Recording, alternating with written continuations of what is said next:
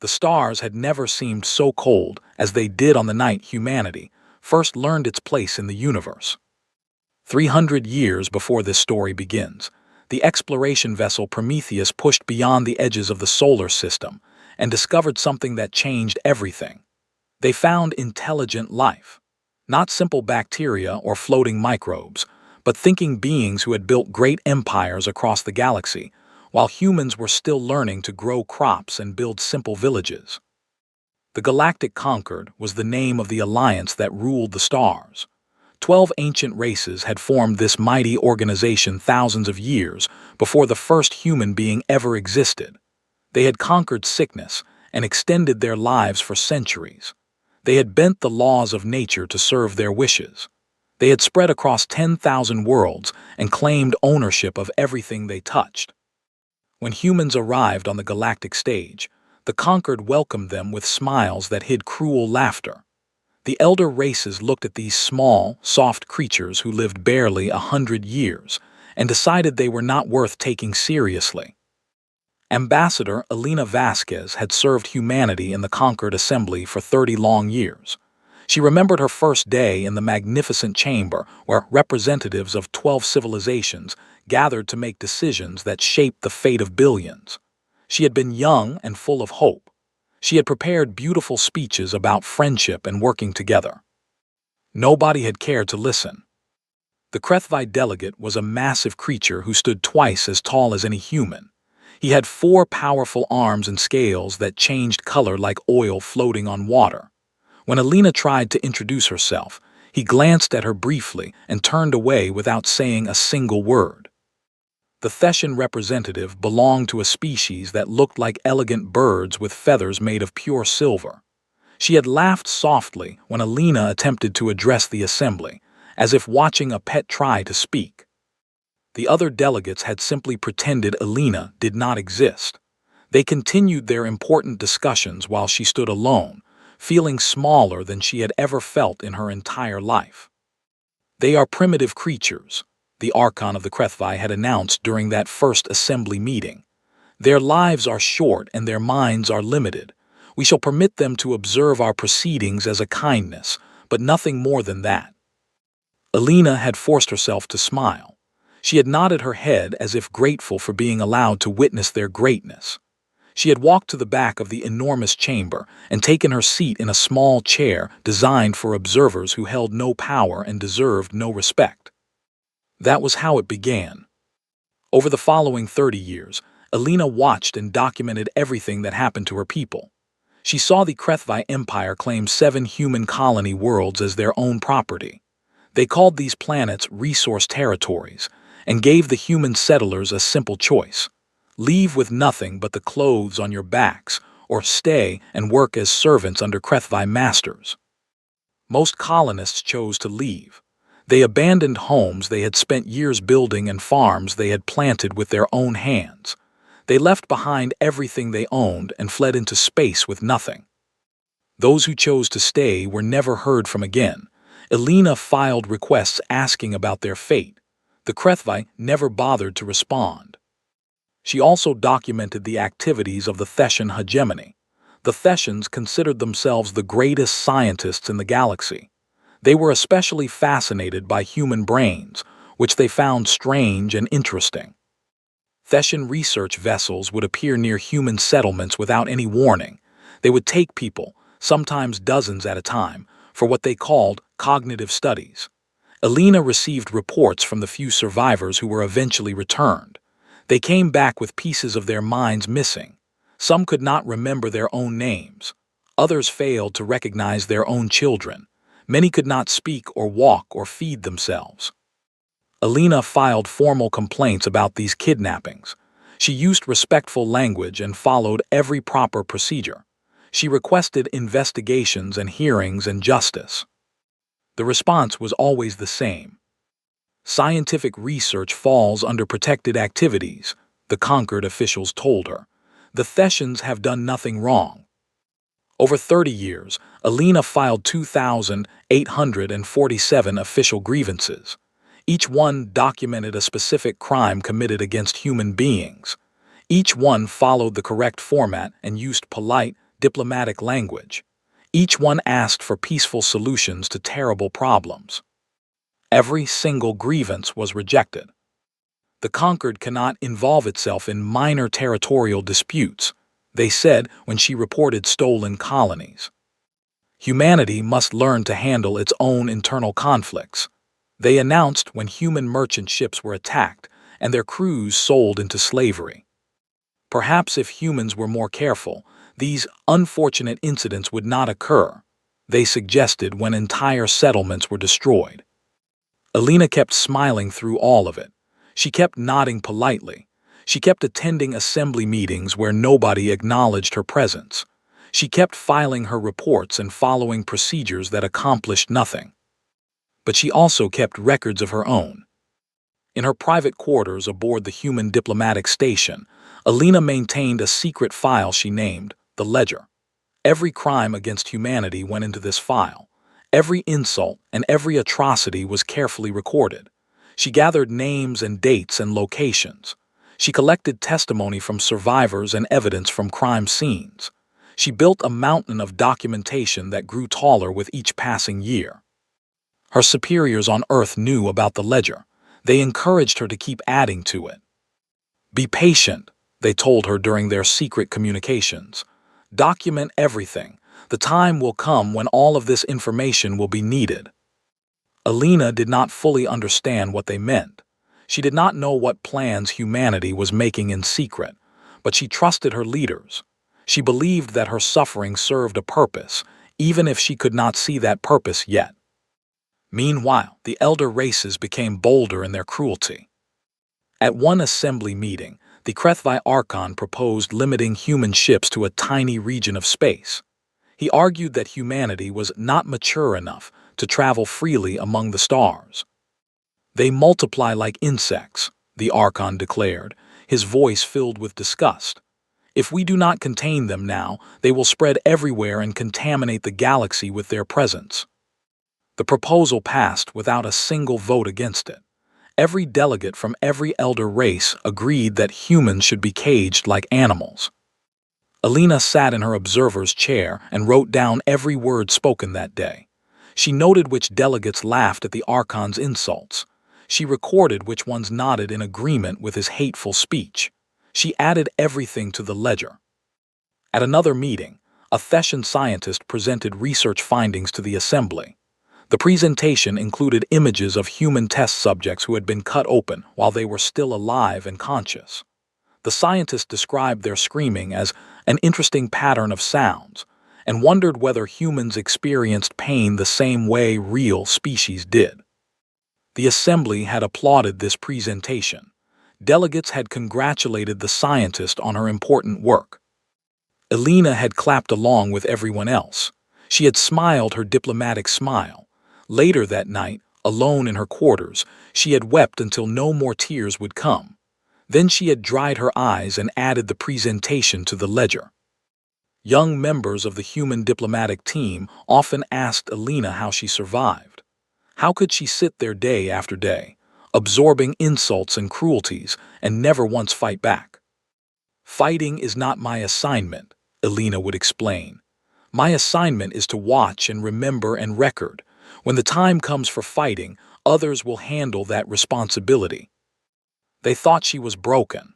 They believed decades of abuse had destroyed her spirit until nothing remained but empty obedience. They could not have been more wrong. Alina Vasquez was not broken. She was not defeated. She was waiting. And somewhere in the vast darkness between the stars, in places the elder races never thought to examine, humanity was waiting with her. Humanity was building. Humanity was preparing. The conquered saw a species of weak, short-lived creatures who smiled at insults and responded to violence with paperwork. They saw animals that could be hunted without consequence. They never wondered why those animals kept smiling. They never asked what humanity might be planning during all those quiet years. They never imagined that patience could be a weapon. But patience was exactly that, and humanity had been sharpening that weapon for 300 years. The galaxy would soon discover what happened when humanity decided the time for patience had ended. That day was coming closer with every atrocity the elder races committed. They just did not know it yet. Captain Marcus Chen stood on the command deck of the UN Steadfast and stared at the empty darkness where a human freighter had been floating just 6 hours earlier. The Krethvi raiders had struck again. They had appeared from nowhere, disabled the merchant vessel with a single shot, and stripped it of everything valuable. Then they had taken the crew of 47 men and women and vanished back into the darkness of space. By the time the Steadfast arrived at the location, nothing remained except scattered debris and a fading distress signal that nobody would ever answer. Did anyone survive? Marcus asked his sensor officer, even though he already knew what the answer would be. No survivors detected, Captain. The escape pods were launched, but they are all empty. The raiders took everyone aboard. Marcus let out a long, tired breath.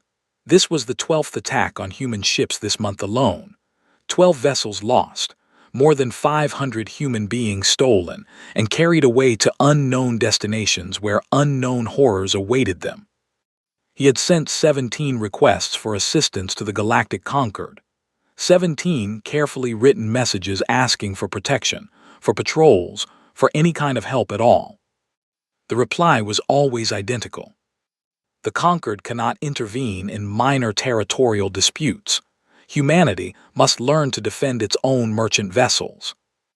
Minor territorial disputes. That was what they called the organized hunting of human ships. That was how they dismissed the kidnapping and enslavement of human citizens. Marcus walked back to his captain's chair and pulled up the latest reports. Human patrol ships were stretched impossibly thin across the outer reach. They had barely 100 small frigates trying to protect thousands of merchant vessels, crossing millions of kilometers of hostile space. It was never enough. It would never be enough. But complaining accomplished nothing. Marcus had learned that painful lesson many years ago. All he could do was keep trying, keep patrolling, keep hoping that somehow things would change. He was preparing to order a return course to the nearest supply station when his communications officer suddenly jumped up from her seat. "Captain, we are receiving a priority emergency signal. It is coming from the colony ship New Haven." Marcus felt ice form in his stomach. The New Haven was one of the largest colony transports in the human fleet. It carried 12,000 civilian passengers fleeing the failed settlement on Kepler-22. The life support systems on that colony had broken down beyond repair, forcing everyone to evacuate. 12,000 innocent people, and 3,000 of those passengers were children. "What is their situation?" Marcus demanded. "A Thessian science vessel has intercepted them, Captain. The Thessians are demanding that the New Haven surrender all passengers for cognitive research." The officer paused, her face turning pale. "They are firing warning shots. The New Haven has no weapons to defend itself." "Change course immediately. Maximum engine power. Push beyond safety limits if necessary." The Steadfast jumped into faster-than-light travel, straining its engines to dangerous levels. Marcus stood at the front of the bridge, watching stars blur past the viewports, silently begging his ship to go faster. They were 4 hours away at maximum speed. 4 hours of helpless traveling while 12,000 defenseless people faced their worst nightmare.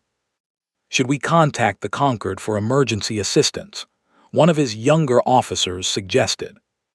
Marcus almost laughed at the idea. The Concord considers Thessian research to be a protected activity. They have made that very clear. They would refuse to help even if they could arrive in time. Silence fell over the bridge. Everyone knew he spoke the truth. For 4 terrible hours, the crew of the Steadfast could do nothing but wait. They received updates from the New Haven, and each message was worse than the one before. The Thessians had forced their way aboard. They were separating families, pulling children away from screaming parents. They were marching people onto their research vessel in groups of 50. The messages described scenes of terror and chaos, passengers begging for mercy, children crying for their mothers, Theshan soldiers ignoring all pleas as they methodically processed their human cargo. Then the messages stopped completely. When the Steadfast finally reached the coordinates, Marcus found the New Haven drifting silently through space. No lights glowed in its windows. No signals came from its communication systems. The great ship hung dark and cold against the stars like a tomb. "Any life readings?" Marcus asked, his voice barely above a whisper. "None, Captain. The ship appears to be completely without life." Marcus assembled a boarding team and led it personally. He needed to see what had happened with his own eyes. He needed to bear witness. The corridors of the New Haven were empty and silent as death. Personal belongings lay scattered everywhere, dropped by people who had no time to hold onto possessions. Family photographs and children's toys and half-eaten meals covered the floors. Little pieces of 12,000 interrupted lives. They discovered the first bodies in the medical bay. The Theshans had converted the New Haven's own medical facilities into a research laboratory. Human beings lay on operating tables with their skulls cut open and their brains partially removed. Medical instruments still protruded from wounds that had never been closed. The expressions frozen on the victims' faces made clear that many had been fully awake and aware during the procedures. They had felt everything. They had experienced every moment of what was done to them. Marcus forced himself to continue moving. He activated his recording equipment and documented everything he saw, every body, every wound, every terrible detail. In the main cargo bay, they found the children. Marcus Chen had served as a soldier for more than 20 years. He had witnessed combat and bloodshed and death. He thought nothing could shock him anymore. He was wrong. The Theshans had been particularly interested in studying young human brains. They wanted to understand how human intelligence developed during childhood. They had collected samples from over 3,000 young test subjects. None of those subjects had survived the collection process. One of Marcus's officers collapsed to his knees and was sick. Another turned away and began sobbing uncontrollably. Even the most experienced soldiers in the boarding party could not maintain their composure. Marcus stood frozen in place. He could not move. He could not think. He could only stare at the horror surrounding him. He did not know how much time passed before he recovered enough to activate his communicator. "Ambassador Vasquez," he said, his voice sounding hollow and distant even to his own ears. "I am transmitting my recordings to you now. Please add them to the ledger." A long silence followed before Elena responded. When she finally spoke, her voice carried the weight of decades of similar reports. "Received, Captain. I am adding it to the file." "How many more?" Marcus asked. "How many more times do we document their crimes while doing nothing to stop them?" "I do not know the answer," Elena admitted, "but I intend to find out tonight. There is an important call I need to make." The connection ended. Marcus ordered his crew to begin the heartbreaking work of recovering the bodies. Every single victim deserved to be returned to whatever family might still be waiting for them. Every single name deserved to be remembered. As he supervised the grim work, Marcus made a silent vow. This atrocity would not be forgotten. This crime would not go unpunished. Someday, the Theshans and the Krethvi and all the elder races who had laughed at human suffering would discover the price of their cruelty. He could not know that the day of reckoning was much closer than he dared to hope. That night, in her quarters far across the galaxy, Ambassador Elena Vasquez reviewed the ledger one final time. 140,000 documented crimes stretched across 300 years of history. Raids and kidnappings and murders and experiments. A complete record of everything the galaxy had done to humanity. She opened a secure, encrypted channel to United Earth Command. "How long have our forces been prepared?" she asked. The reply came from Admiral Yuki Tanaka, commander of military assets that Elena had never been officially told existed. 60 years, Ambassador. We have been building ships and training soldiers and developing weapons for 60 years. Everything is ready. Everyone is ready. We have only been waiting for authorization to begin." Alina closed her eyes and thought of the cargo bay filled with dead children. She thought of all the colonists dragged from their homes. She thought of every forced smile she had worn while monsters laughed in her face. "Authorization is granted," she said firmly. "Tell everyone to prepare for immediate action. Patience is no longer something we can afford." "Understood, Ambassador. Operation Long Memory is now officially active. The galaxy will learn what happens when humanity stops asking nicely." Alina ended the transmission and looked out at the cold, distant stars. Somewhere out there, the elder races were sleeping peacefully in their comfortable beds. They felt completely safe in their assumed superiority. They had no idea what was about to happen. They had pushed humanity beyond the breaking point. They had confused silence with helplessness and patience with cowardice. They were about to learn just how terribly wrong they had been. The quiet species had finally found its voice. And when that voice spoke, the entire galaxy would hear it. The Galactic Concord Assembly Hall had never appeared more magnificent than it did on the morning of the millennial celebration. 1,000 years had passed since the 12 elder races created their great alliance. 1,000 years of what they proudly called peace and progress. 1,000 years of galactic civilization spreading its influence across countless star systems. Delegates from every member species filled the enormous circular chamber. The HFY contingent occupied their traditional section, their multicolored scales polished until they gleamed like precious gems. The Thessians perched on their elevated platforms, silver feathers arranged in elaborate patterns that communicated status and authority.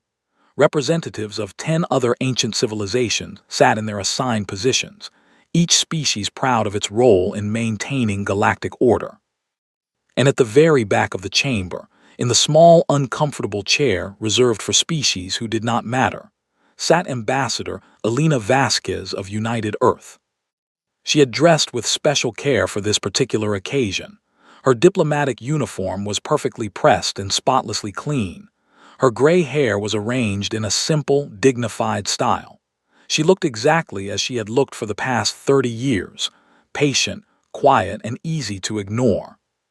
But something was different about her today. Something had changed behind her calm expression. The Archon of the HFY rose from his seat to deliver the opening speech. He was an impressive figure, towering over representatives of most other species. His 4 muscular arms spread wide in a dramatic gesture of welcome. "Fellow members of our glorious Concord," he began, his deep voice echoing through the vast hall. "We have gathered here today to celebrate 1,000 years of peace and prosperity. Under the wise guidance of our alliance, the galaxy has flourished beyond all expectation. Order has been established across 10,000 worlds. Lesser species have been brought into the light of proper civilization." He paused to accept the applause that rippled through the chamber.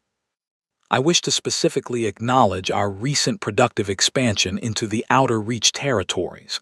New resource zones have been secured for the benefit of all Concord members. New populations have been brought under appropriate management.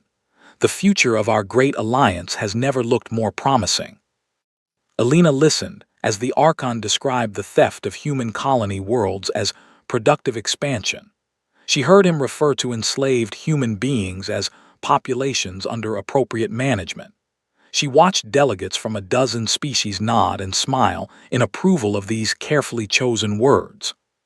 And then she rose to her feet. The entire chamber fell instantly silent. Observers were not permitted to stand during official proceedings. Observers were not allowed to interrupt addresses. In 1,000 years of Concord history, no observer had ever dared to break these sacred rules. The Archon stared at Alina with a mixture of surprise and growing anger. "What is the meaning of this outrageous behavior? Return to your seat immediately." "I invoke the right of testimony," Alina announced. Her voice was clear and steady, carrying easily across the silent hall. "This right is granted under Article 7 of the original Concord Charter to any species that wishes to present a formal grievance against a member state." Confused murmurs spread through the assembly. The right of testimony was ancient history, a relic from the earliest days of the conquered. It had been included centuries ago to make primitive newcomers feel important and included. Nobody had actually used it in over 800 years. The Thessian delegate leaned forward, her silver feathers fluttering with irritation. That provision is purely ceremonial. It has no real meaning in modern proceedings. Perhaps you are correct, Alina replied calmly. However, the right has never been officially removed from the charter. It still exists in the legal code, and I am invoking it right now, as is my privilege. The delegates exchanged uncertain glances. What should they do? This human was disrupting their important celebration, but she was technically following proper legal procedure. Finally, the Thessian waved one dismissive wing. Very well. Present your testimony if you must. You have exactly 1 hour to speak, though I cannot possibly imagine what grievance your insignificant species could raise that would concern this distinguished assembly. Alina smiled, but it was not the diplomatic smile she had practiced for 3 decades. This smile was something entirely different.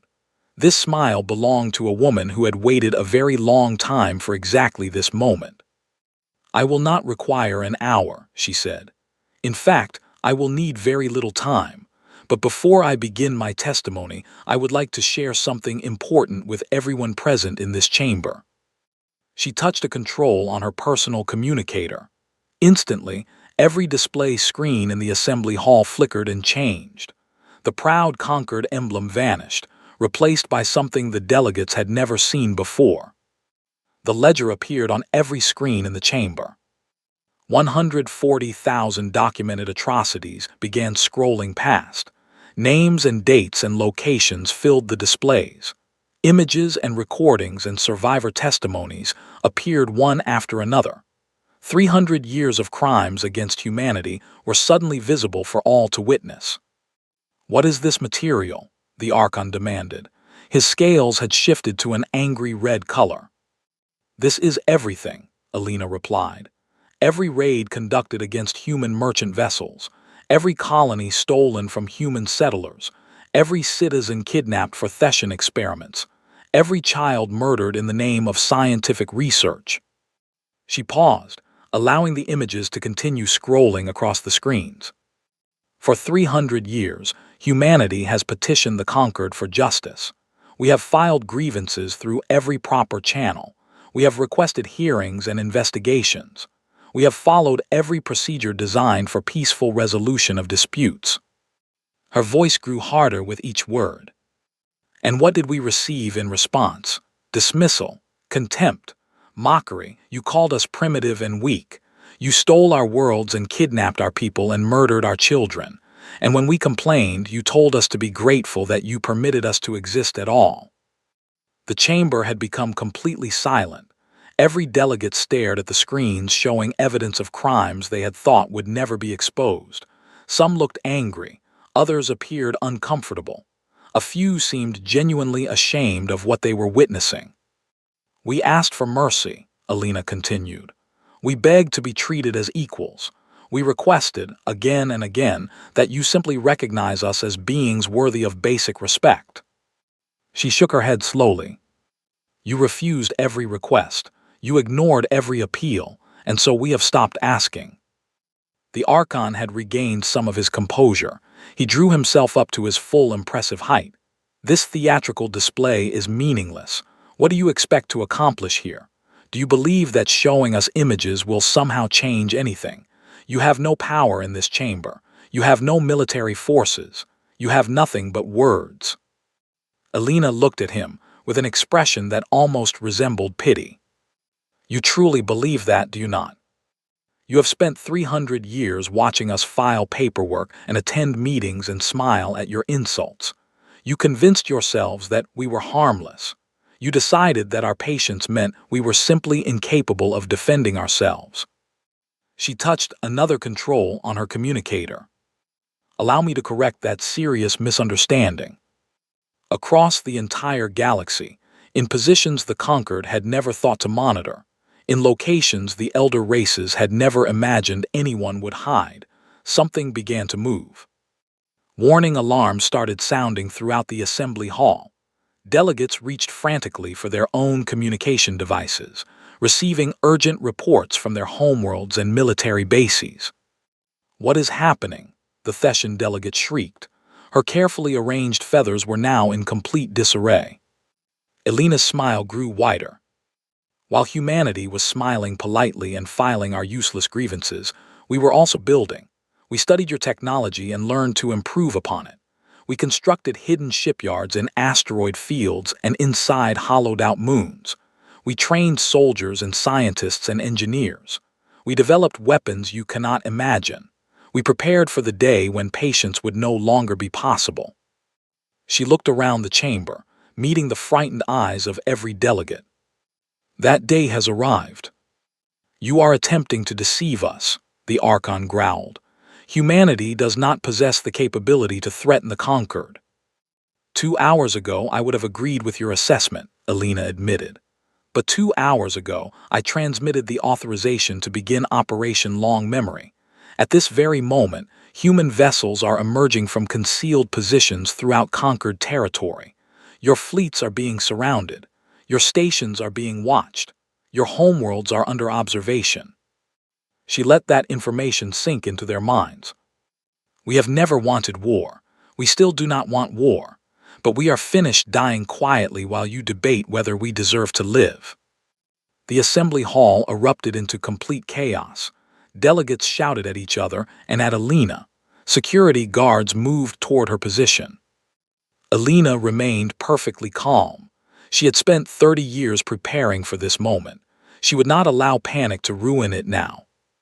"You face a choice," she announced. Her voice cut through the noise like a blade. "You can listen to what humanity has to say. You can review the evidence of your crimes and discuss appropriate consequences.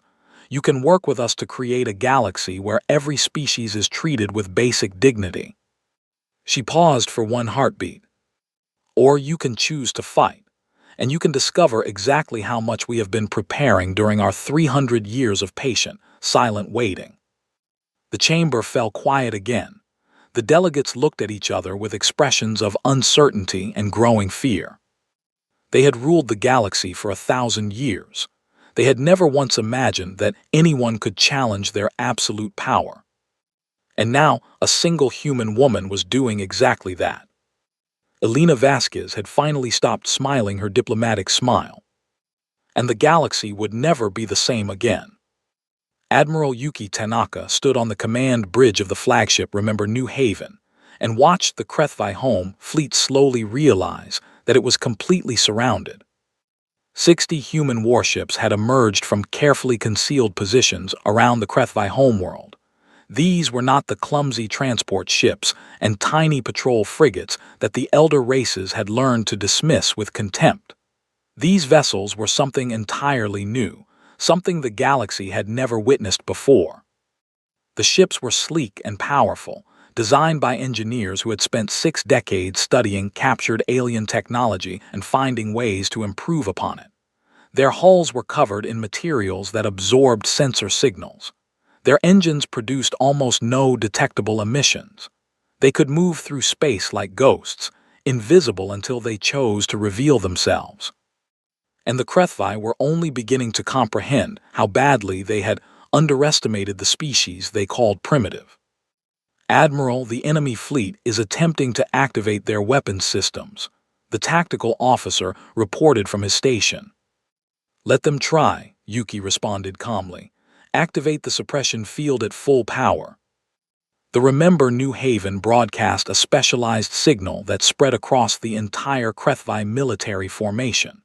The signal was the result of decades of research, designed to exploit weaknesses in conquered technology that the elder races had never bothered to fix. One by one, the massive Krethvi warships went dark. Weapons that had been charging suddenly lost power. Engines that had been preparing to maneuver fell silent. Defensive shields that should have protected the ships flickered and collapsed. The mighty Krethvi fleet hung motionless in space, completely helpless. Every vessel was disabled but undamaged. Every crew was alive but unable to do anything except wait. Suppression field has achieved complete effectiveness, the tactical officer announced. All enemy vessels are neutralized. 0 casualties reported on either side. Excellent work, Yuki said with satisfaction. Open a communication channel to their command vessel. A moment later, the face of the HFY fleet commander appeared on the main display screen. He was enormous, even larger than the Archon, with scales that had turned pale gray from shock. "What have you done to us?" he demanded. "What is this impossible weapon? How can this be happening?" Yuki studied the commander for a long moment before responding. This was the fleet that had terrorized human shipping lanes for generations. These were the ships that had raided human colonies and enslaved human citizens while laughing at human weakness. And now the entire fleet was as helpless as a newborn infant. "For 60 years, humanity has been carefully studying your technology," she explained in a patient tone. "We captured damaged vessels from your raids and took them apart piece by piece. We analyzed every component. We found your systems rather simple and predictable, actually." She allowed herself a small smile of satisfaction. "Your power systems rely on crystalline energy matrices that are extremely vulnerable to specific harmonic frequencies. Your weapons require neural interface connections that can be disrupted by targeted electromagnetic pulses. Your defensive shields are impressive but follow patterns that are easy to predict once you understand the underlying mathematics." The commander's scales flushed with angry color. "You studied us. You analyzed our technology. That is impossible. You are primitives. You lack the intelligence for such work." "That is what you believed," Yuki agreed. "You never considered upgrading your defenses because you never imagined anyone would figure out how to defeat them. Why would you worry? No other conquered species would dare to challenge you, and humans were too backward and stupid to pose any threat." She leaned forward slightly. "You were wrong about us, very, very wrong." The commander struggled to maintain his composure. "This is an act of war against the entire Conquered. You will be annihilated for this aggression. Every human world will be reduced to ashes." "The Conquered is rather occupied at the moment," Yuki replied. "You see, your fleet is not the only military force receiving unexpected visitors today." Across the vast expanse of conquered territory, similar scenes were unfolding simultaneously. The Theshan science stations that had conducted so many horrific experiments on human subjects suddenly found themselves surrounded by human warships. Each ship broadcast the same simple message on repeat: "Release all human prisoners immediately. You have exactly 1 hour to comply with this demand." The primary conquered military headquarters discovered that human vessels had been hiding in the nearby asteroid field for months. Now those ships were emerging from concealment, their weapons pointed at every strategic target on the base. Colony worlds that had been stolen from humanity watched as human transport ships descended from orbit. But these ships came not to attack or destroy. They came to evacuate every human being who wished to leave, to rescue people who had lived under occupation for years or even decades. In the Galactic Concord Assembly Hall, delegates received frantic reports from every corner of their territories. Human ships were appearing everywhere. The humans possessed technology that no one had known existed. The humans had weapons that could disable entire fleets without causing a single death. Ambassador Elena Vasquez stood before the panicking delegates, calm and composed, while chaos erupted all around her. "This cannot be real," the Theshan delegate stammered. Her silver feathers were trembling violently. "You are a primitive species. You cannot possibly have developed such advanced technology." "You keep using that word," Elena observed thoughtfully. "Primitive. Tell me, what truly makes a species primitive? It is not their level of technology. It is their refusal to learn and grow and adapt. It is their belief that power gives them the right to abuse those who are weaker." She gestured toward the screens showing human vessels positioned throughout conquered space. "While you were busy congratulating yourselves on your natural superiority, humanity was learning. Every ship you captured from us, we eventually captured from you and studied. Every weapon you used against our people, we analyzed and improved. Every piece of technology you proudly displayed, we examined and made better. The Archon had partially recovered from his initial shock. His scales had stopped their frightened trembling, and his voice was almost steady when he spoke. Very well, you have demonstrated your point. You possess weapons and ships that we did not expect, but you cannot possibly defeat the combined military forces of 12 species. Even if you achieve victory in this initial engagement, reinforcements will arrive. You will ultimately be destroyed. Alina shook her head with what might have been sadness. You still fail to understand. We did not come here to destroy you. We did not come seeking revenge. We came here to deliver a message that you have refused to hear for 300 years. She activated a communication channel that broadcast to every inhabited world in conquered space. People of the Galactic Conquered, my name is Ambassador Alina Vasquez, and I speak for United Earth. For 300 years, humanity has suffered in silence while others abused us. Today, that long silence finally ends, but we do not wish to end it with death and destruction. She paused to let her words reach across the light years. Look at your fleets.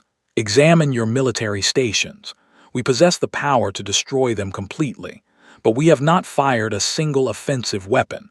We have not taken a single life. Our technology was specifically designed to disable hostile forces without killing anyone.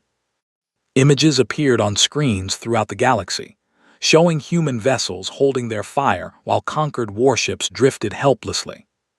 This is who humanity truly is. This is what we believe. We do not want to rule over you.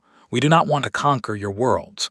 We want only what we have always wanted, to be treated as equals, to live in peace, to raise our children without fear that someone will steal them away in the night. Her voice hardened with controlled anger. But make no mistake about our resolve. Our mercy has definite limits. Push us again and we will push back harder. Hurt our people again and there will be severe consequences. Dismiss us again and discover what happens when a species with nothing left to lose decides it has nothing left to wait for. In the assembly hall, the delegates sat in stunned, terrified silence. On the bridge of the HFY command ship, the fleet commander stared at his useless weapons and wondered how his entire understanding of the universe had proven so completely wrong. Across 1,000 different worlds, citizens of 12 ancient civilizations watched the broadcasts and understood that the galaxy they had known no longer existed. Admiral Yuki Tanaka stood on her bridge and permitted herself one moment of deep satisfaction. After centuries of patient suffering, humanity had finally stood up and demanded to be recognized. But the work was far from complete. They had demonstrated what humanity could do. Now they needed to show the galaxy who humanity truly was. Transmit new orders to all human vessels, she commanded. Maintain current positions but continue to hold fire. We came here to deliver a message, not to commit mass murder. Let the galaxy see that we meant every word we spoke about mercy. The communications officer acknowledged the order and transmitted it across the fleet. Yuki turned to look out at the stars, thinking of all the people who had suffered and waited and hoped for this day to arrive. This moment is for all of you, she whispered quietly, for every victim, for every survivor, for everyone who refused to stop believing that things could change. The reckoning that humanity had prepared for so long had finally arrived. And humanity was only getting started. The war that everyone had feared would destroy the galaxy lasted only 9 days. 9 days of tension and uncertainty stretched across countless star systems. 9 days of human warships holding position around conquered worlds, while diplomats argued desperately about what the future would hold. 9 days during which the entire galaxy held its breath, waiting to discover whether civilization would survive or crumble into ashes. In the end, survival won, but the peace that emerged was very different from anything the galaxy had known before. On the 10th day, representatives of all 12 conquered species gathered once again in the assembly hall. They came not to celebrate their power, but to hear the terms that humanity intended to impose. Ambassador Elena Vasquez stood at the central podium, occupying the position where only full members of the conquered had ever been permitted to stand. "I will now present our conditions," she announced to the assembled delegates. "These terms are final and will not be negotiated." The delegates shifted nervously in their seats but remained silent. They had witnessed what human vessels could accomplish. They understood they had no position from which to argue. First, the HFY Empire will return every human being taken during raids over the past 300 years. Those individuals who cannot be returned because they died in captivity will be honored with formal public apologies delivered to their surviving families. Financial compensation will be provided for every life that was lost, every year of freedom that was stolen, every family that was torn apart. The HFY Archon opened his mouth as if to protest these demands, then closed it again without speaking. What argument could he possibly make? The evidence compiled in the ledger was comprehensive and undeniable. Second, the Thessian hegemony will immediately release all human subjects currently held in research facilities. Medical teams will be provided to assist survivors in recovering from their traumatic experiences. All Thessian research conducted on unwilling subjects will cease permanently. Human observers will be assigned to Thessian institutions to ensure complete compliance with this requirement. The Thessian delegate's silver feathers pressed flat against her body in obvious distress, but she nodded her acceptance. She understood that resistance was no longer an option. Third, every human colony world currently under conquered occupation will be returned to human governance without delay. Colonists who were forced to flee their homes will be given the choice to return. Those who suffered under occupation will receive assistance in rebuilding their lives and communities. Elena paused briefly to allow these demands to be fully absorbed. Fourth, humanity will be granted complete and permanent membership in the Galactic Concord, with full voting rights equal to any other species. There will be no more observer status. There will be no more being ignored and dismissed. When decisions are made that affect human beings, human voices will be heard and respected. The delegates exchanged uncomfortable glances. Full membership had never been granted to any species so rapidly, but no species had ever surrounded the conquered with a fleet of previously unknown warships either. Finally, and most importantly, the crimes documented in the ledger will be acknowledged publicly before the entire galaxy. Every species will know what was done to humanity during these 3 centuries.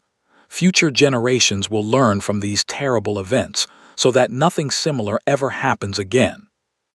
Elena stopped speaking and surveyed the assembly with calm, steady eyes. "These are the terms humanity offers. Accept them, and our forces will withdraw peacefully. We will work alongside you to build a better galaxy for everyone. We will share our technological advances and our scientific knowledge. We will become genuine partners instead of victims." She allowed the silence to stretch for several heartbeats. Refuse these terms and discover what exists beyond the restraint we have demonstrated today. The military capability you have witnessed represents perhaps 1/10 of what humanity has prepared. We have ships you have not seen. We have weapons you cannot comprehend. And we carry 300 years of carefully controlled anger that we have kept locked away. She looked directly at the Archon with an unwavering gaze. "Do not force us to release it." The vote that followed was unanimous. All 12 species accepted every one of humanity's conditions without requesting any modifications. They had seen human mercy demonstrated in action. None of them wished to experience human wrath. In the weeks and months that followed the vote, everything about galactic civilization began to change. HFY vessels started the long process of returning human captives. Some of these people had been held in slavery for decades. The reunions with their families were filled with tears of joy and sorrow. Elena Vasquez attended as many of these emotional gatherings as her schedule permitted, offering comfort to families who were finally becoming whole again. Thessian research stations released their prisoners. Medical ships staffed entirely by human doctors arrived to provide treatment for survivors who had been damaged by years of cruel experimentation. Recovery was slow and difficult, but humanity demonstrated the same patience in healing that it had shown in preparing for war.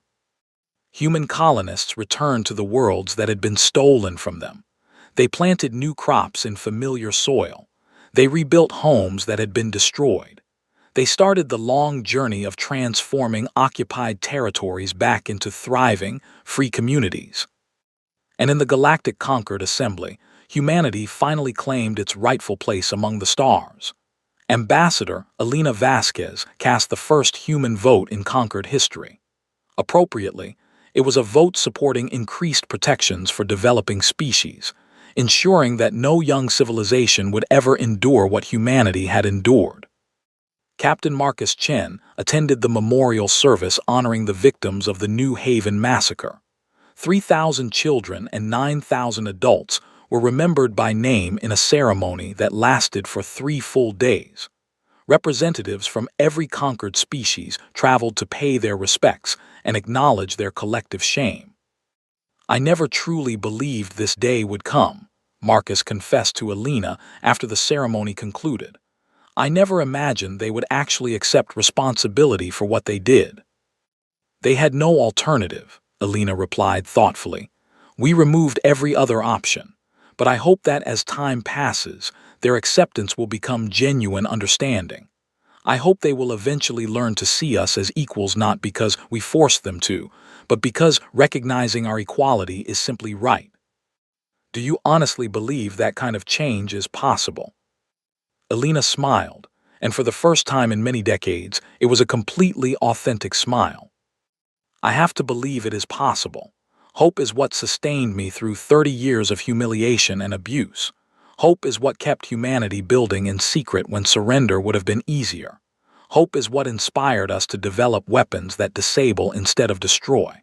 We demonstrated mercy to the galaxy, even when the galaxy had never shown any mercy to us."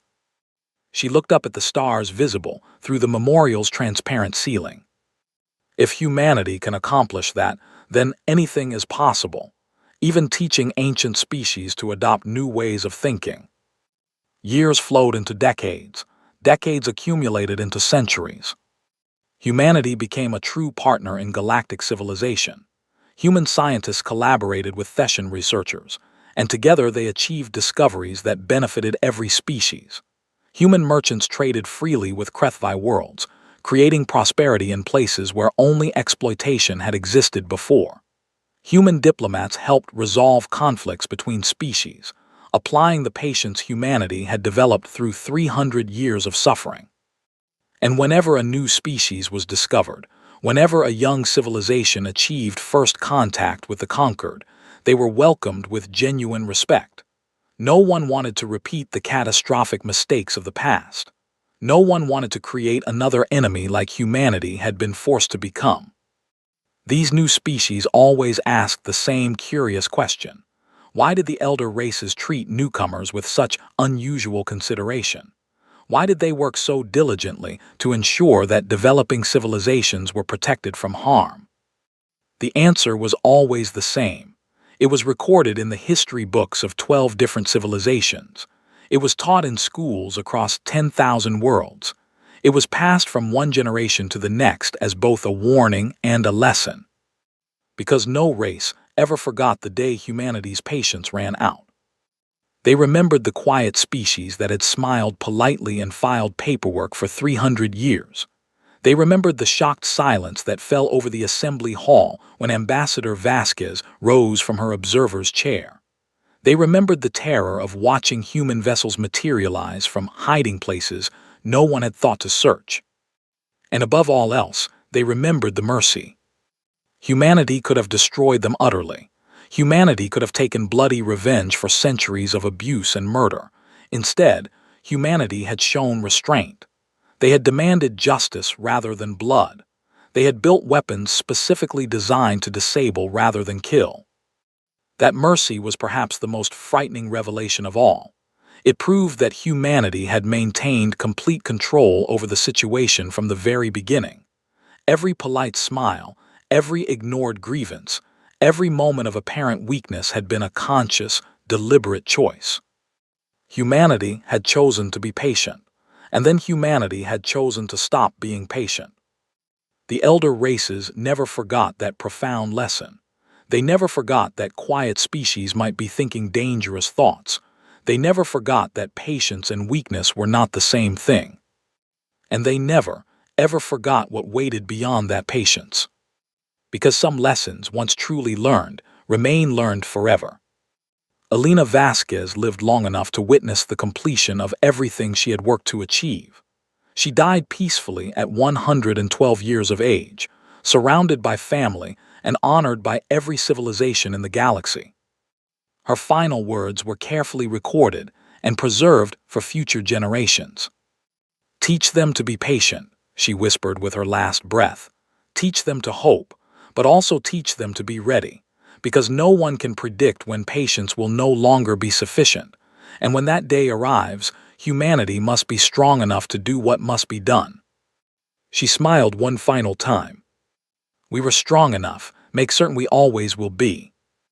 And so this story concludes, not with destruction but with hope, not with revenge but with justice, not with silence but with a voice the entire galaxy had finally learned to respect.